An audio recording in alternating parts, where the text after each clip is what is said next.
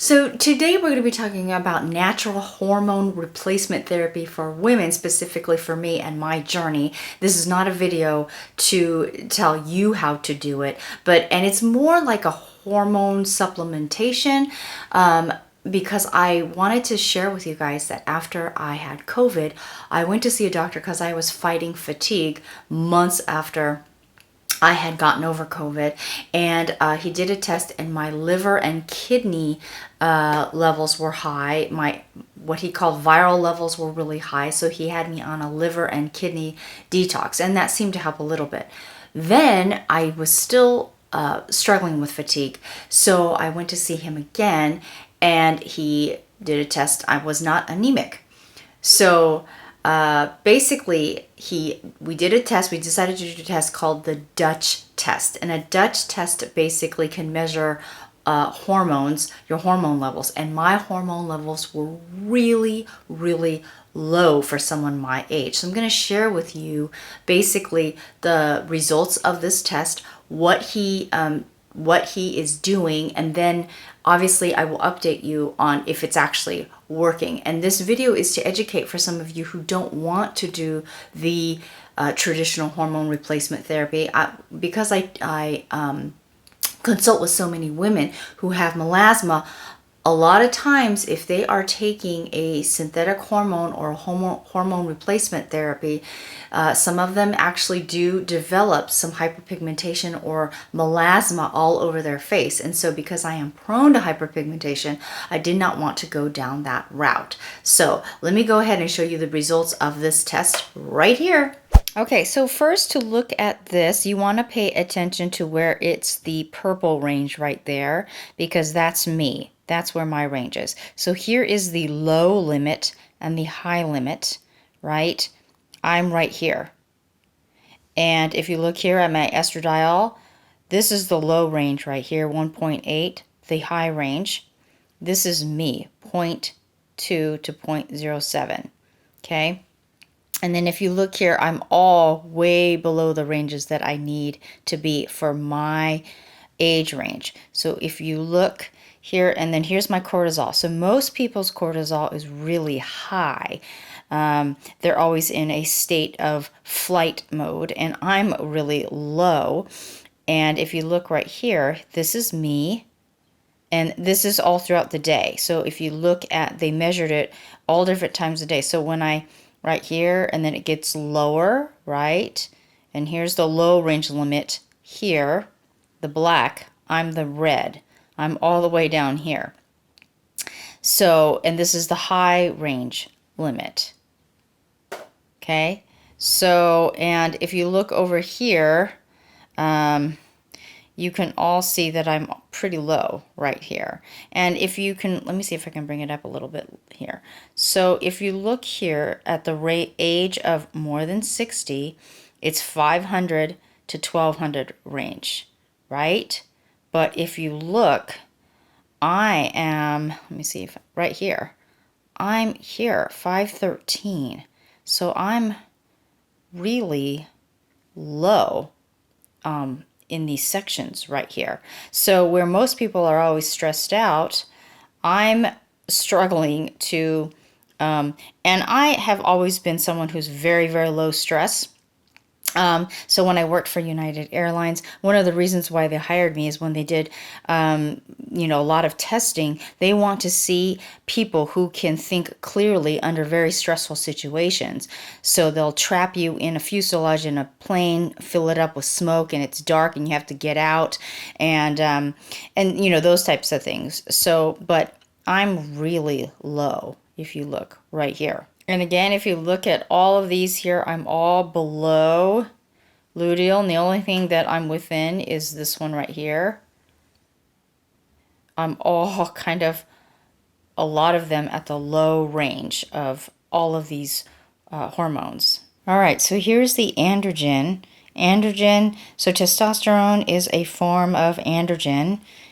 And if you look here, it's DHEA, which gets converted down here. And if you look here, I'm 306. This is what I am. This is the low and the high end. Here, this is where I am. I'm actually below the low end. and the high, you know, here's the high end here. You can see, here's postmenopausal range, and this is considered low. I'm way below here in progesterone. So I'm really low. Look at this. I'm barely alive, you guys. Its estradiol is 0.1, really low right here.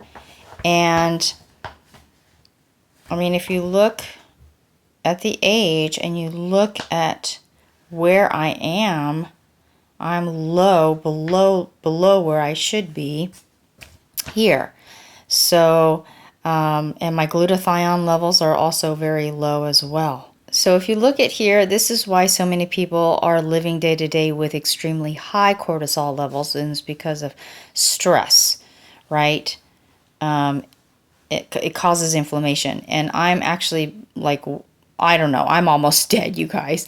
So, and stress causes a lot of inflammation, which then can lead to long-term inflammation-related diseases. And if you look here, this is where I am here. This is considered low end here. This is me. Look at that. I'm just too low.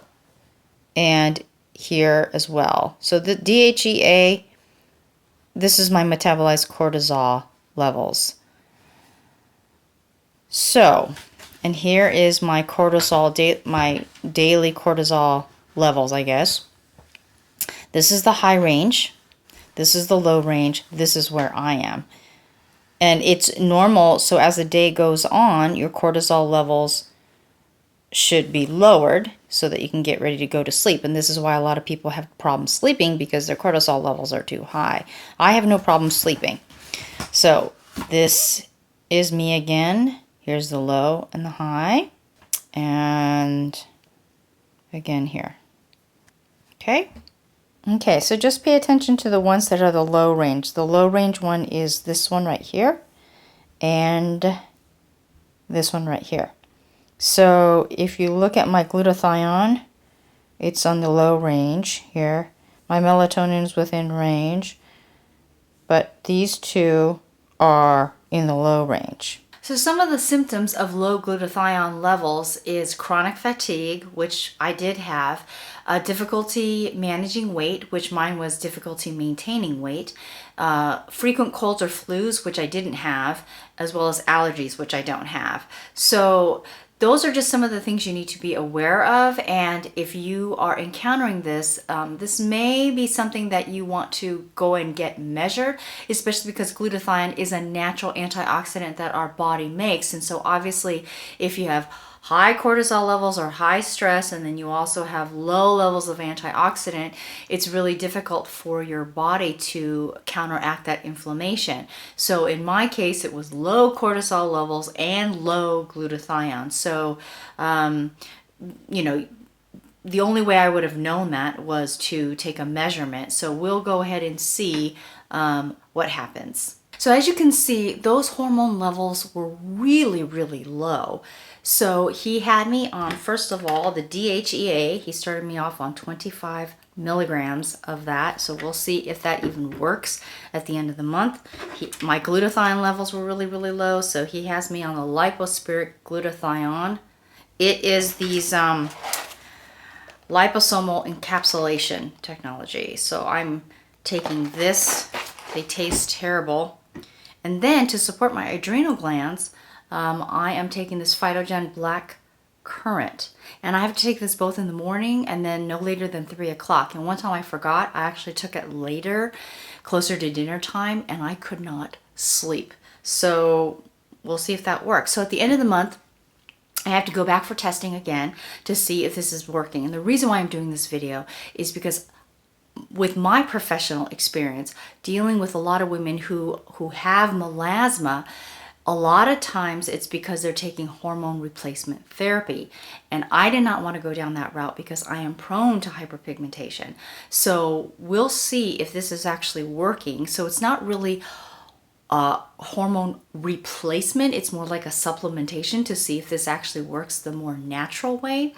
And look, ladies, for you who are postmenopausal, look for slight body changes. A lot of women will notice that they'll gain more weight fat in their tummy, where I used to do that, and now it's going more towards the lower part of my body. I used to have these skinny little bird legs, and now I'm getting more of a curvature in my thighs and my muscle mass. I've really lost muscle mass in my arms, and I couldn't seem to, no matter how much I ate, I couldn't gain the muscle mass. So I went to see a doctor, and I was always feeling tired. So this is what they did to do this. So I encourage you ladies to at least get a test done to see what is going on in your bodies and give you more of a direction. And I will be updating you on another video after I take this test to see how my levels are, if you are considering some a more natural way of supplementing your hormones. So remember,